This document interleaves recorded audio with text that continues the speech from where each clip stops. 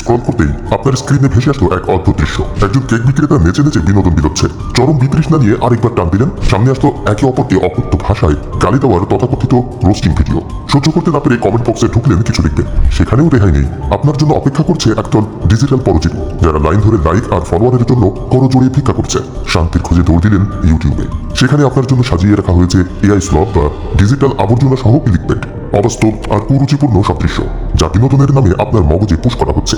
এরপরে যদি ভুল করে ঢুকে পড়েন ইনস্টাগ্রামে, সেখান থেকে অন্য সাইটে নেওয়ার দায়িত্ব ওই প্ল্যাটফর্মের সো কল্ড ক্রিয়েটররা খুব ভালোভাবেই পালন করতে জানে। পুরো কন্টেন্ট ইকোসিস্টেমটাই আজ বিষাক্ত হয়ে গেছে।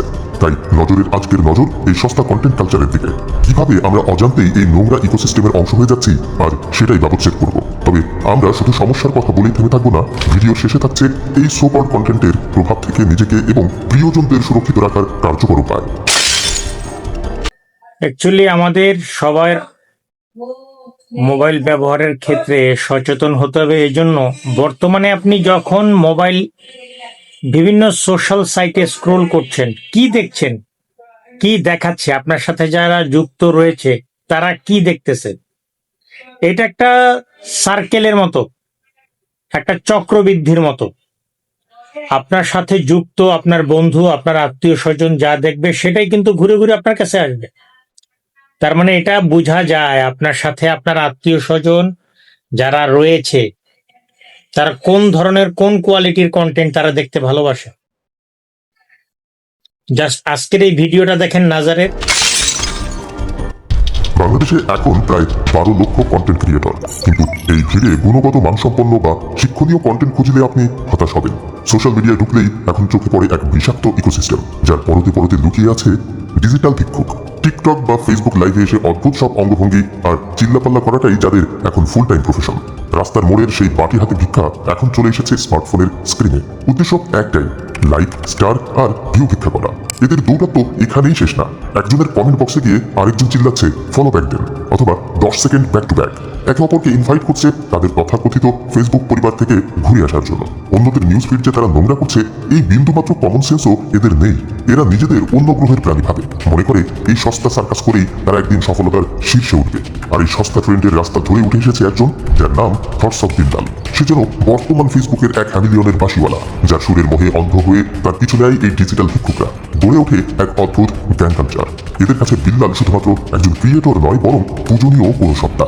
সৈয়দ ওয়ালিউল্লাহর লাল সালু উপন্যাসের মসজিদ যেমন ধর্মের দোহাই দিয়ে গ্রামবাসীর বিশ্বাস নিয়ে খেলেছিল, এই বিল্লালও যেন ফেসবুকের সেই নব্বী সাহেব। সে দম্ভ করে বলে সে কোনো ভিডিওতে থাকা মানেই সেটা মিলিয়ন হিট হবে। নিজের স্বার্থে একজন মানুষকে অন্ধ অনুসারী বানিয়ে রাখা, এটা কোনো কন্টেন্ট ক্রিয়েশন নয়, এটা এক চরম অসুস্থ সংস্কৃতি। এই ডিজিটাল ভিক্ষুকরা এখন আরো এক ধাপ এগিয়ে। লাইক আর ফলোয়ারের আশা বাদ দিয়ে এরা এখন সরাসরি টাকা পয়সা দেওয়া শুরু করেছে।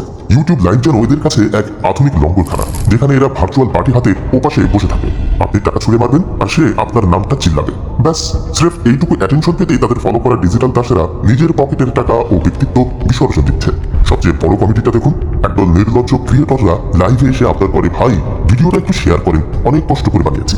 ক্যামেরার সামনে দাঁড়িয়ে কোমর তোলানো যদি আপনার কাছে কষ্ট মনে হয়, তবে রোদে পড়া রিক্সাওয়ালার হাড় ভাঙা পরিশ্রমকে আপনি কি বলবেন?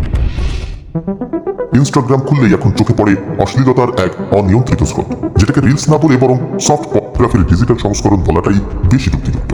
কিন্তু ভাই, এই সস্তা প্রদর্শনী কি কেবলই ভিউ পাওয়ার নেশা? একদম না।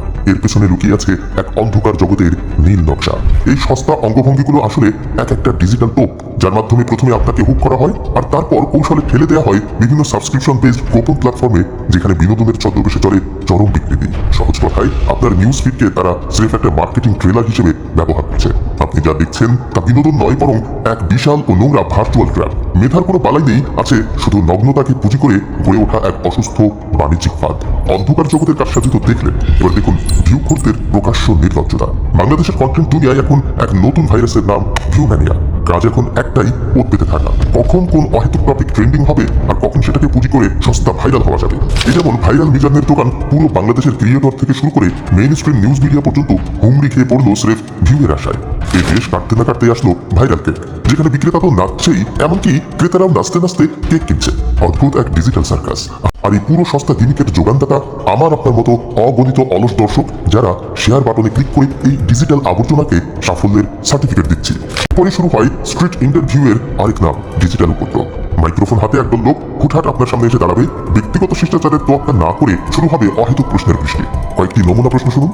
Date of birth, pass, date of birth, একটা রিলেশনশিপে কারা চিট করে বেশি, মানে ছেলেরা নাকি মেয়েরা? ছবি বের করে বলবে একে ডেট করবেন নাকি পাস, ছেলেরা বেশি ভালোবাসে নাকি মেয়েরা, এমন সব অর্থহীন প্রশ্ন। আর ঈদ আসতে তো কথাই নেই, আপনার প্রাইভেসিকে তুড়ি মেরে উড়িয়ে দিয়ে প্রশ্ন করা হবে কত টাকার শপিং করলেন, কিংবা আপনার সাথে ভাবি কই। শুনতে বা দেখতে হয়তো মজা লাগে, কিন্তু যাকে প্রশ্নটা করা হচ্ছে তার কাছে এটা চরম অস্বস্তিকর আর অপমানজনক। কিন্তু ভিউয়ের নেশায় বুধ এই ক্রিয়েটররা কি সেটা একবারও ভেবে দেখে? এরপরই আসে রোস্টিং কালচার, যেখানে রোস্টিং মানেই এখন অকথ্য ভাষায় গালাগালি, যাকে তাকে যাচ্ছে তাই বলা, আর অন্যের বাবা মা থেকে শুরু করে পুরো পরিবারকে টেনে এনে উদ্ধার করে দেয়া। সবচেয়ে বড় নির্লজ্জের বিষয় হলো বিনোদনের দোহাই দিয়ে নোংরামিকে জাস্টিফাই করা হচ্ছে। কিন্তু প্রশ্ন হলো, রোস্টিং মানে কি অন্যকে গালাগালি করা? গায়ের জোরে কাউকে অপমান করাই কি স্মার্টনেস? এর উত্তর আপনাদের বিবেকের উপর রেখে গেলাম। আজকাল হাতে একটা মাইক্রোফোন, একটা গিম্বল আর ফোনে ইন্টারনেট, ব্যাস এইটুকু সেট নিয়ে এদিক ওদিক ছোটাছুটি করার নামই সাংবাদিকতা।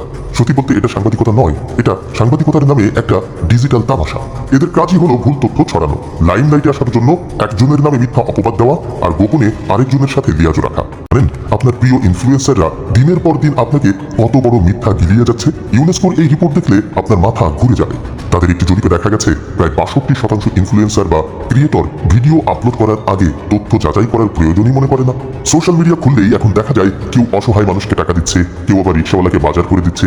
বাইরে থেকে এটাকে মানবিক বলে মনে হলেও বাস্তবতা হলো এটা এখন একটা ঘৃণ্য বিজনেস মডেল। কারণ এই কান্নার ভিডিওগুলো মানুষের আবেগে আঘাত করে, তাই এটাই দ্রুত ভিউ আর সিম্প্যাথি পাওয়ার সবচেয়ে সহজ উপায়। কোনো ভিডিও দেখার আগেই একটা যুদ্ধ শুরু হয়ে যায়। এই যুদ্ধটা আপনার চোখ আর আপনার মস্তিষ্কের মধ্যে।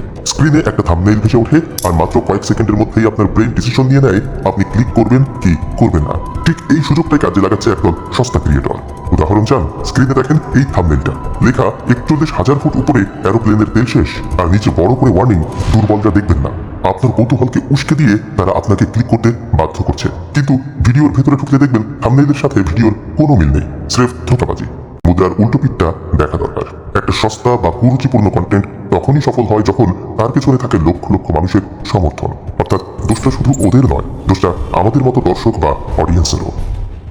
স্টপ ওয়াচিং ব্রেইনরট কন্টেন্ট টাইটেলের ভিডিওতে আমরা বাংলাদেশি ১৩ কোটি ইন্টারনেট ইউজারদের ৩টি গ্রুপে ভাগ করেছিলাম। প্রথম গ্রুপ, যারা সোশ্যাল মিডিয়া স্ক্রল করতে করতে হারিয়ে যাচ্ছেন কুরুচিপূর্ণ এবং অশ্লীল শর্ট ভিডিওর গোলক ধাঁধায়। দ্বিতীয় গ্রুপ, এখানে বড় একটা অংশ নারী দর্শক, যাদের দিনের বড় একটা সময় কাটছে ডেইলি ভ্লগ কিংবা তথাকথিত কাপল ভ্লগের মেকি দুনিয়ায়। তৃতীয় গ্রুপ, ইউটিউবের প্রায় ৪,৪১,০০,০০০ ব্যবহারকারী। এই গ্রুপটা বেশ বৈচিত্র্যময়। এখানে যেমন আমাদের ভিডিও দেখার মতো সচেতন দর্শক আছে, তেমনি বড় একটা অংশ নিয়মিত গিলছেন এআই স্লপ, সস্তা অনলাইন কন্ট্রোভার্সি আর ভয়ঙ্কর সব মিস ইনফরমেশন বা ভুল তথ্য। প্রশ্ন জাগতে পারে, কেন আমরা এসব দেখি? উত্তরটা লুকিয়ে আছে আমাদের মস্তিষ্কের রসায়নে। এই সস্তা কন্টেন্টগুলো ঠিক ফাস্ট ফুডের মতো। এগুলো দেখার সময় ব্রেনকে কোনো পরিশ্রম করতে হয় না, কোনো গভীর চিন্তায় ডুব দিতে হয় না, ফলে খুব সহজে মস্তিষ্কে ডোপামিন রিলিজ করে। বিপরীতে একটা থিঙ্কিংফুল ভিডিও আপনার ব্রেনকে ভাবতে বাধ্য করে, প্রশ্ন করতে শেখায়। আর এই ভাবার পরিশ্রমটুকু আমরা করতে চাই না বলেই এড়িয়ে যাই। কিন্তু মনে রাখবেন, আপনার এই আলসেমি আজ শক্তিশালী করে তুলেছে এক বিষাক্ত ইকোসিস্টেমকে। আপনি যা গিলছেন তারা সেটাই বানাচ্ছে। প্রশ্ন হলো, এই পুরো বিষাক্ত ইকোসিস্টেমের মূলে কে? কলকাঠি নাড়ছে কে? উত্তরটা হলো সোশ্যাল মিডিয়ার অ্যালগোরিদম।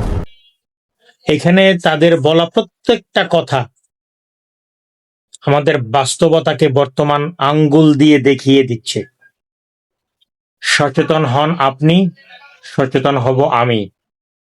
সমাজটাকে গড়ে তুলতে হবে সুন্দরভাবে। এই ধরনের সস্তা কন্টেন্টকে, সস্তা ক্রিয়েটরদের আর ভিউ দিয়েন না। এটা আপনার জন্য ভালো, আমার জন্যও ভালো, গোটা দেশের জন্য ভালো, সমাজ ব্যবস্থার জন্য ভালো। বোকাচোদা হয়েন না।